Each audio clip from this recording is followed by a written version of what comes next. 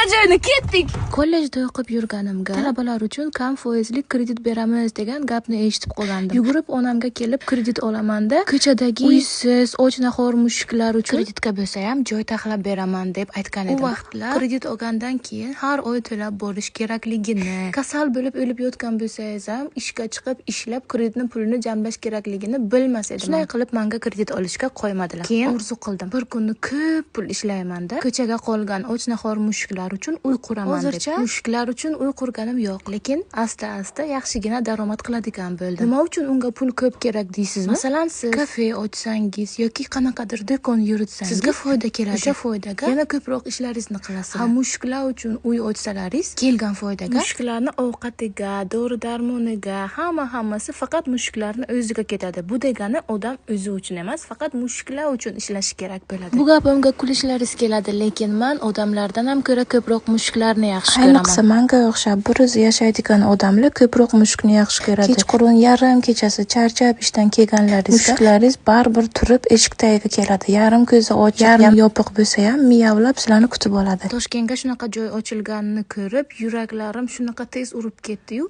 yarim soatga shunday tayyor bo'lib Toshkentga qarab yugurdim o'sha joyni ko'rishga. Eng yomon ko'rganim mushuklarni yaxshi ko'rmaydigan odamlar. Chunki mushuklar odamlardan ham yaxshi men uchun.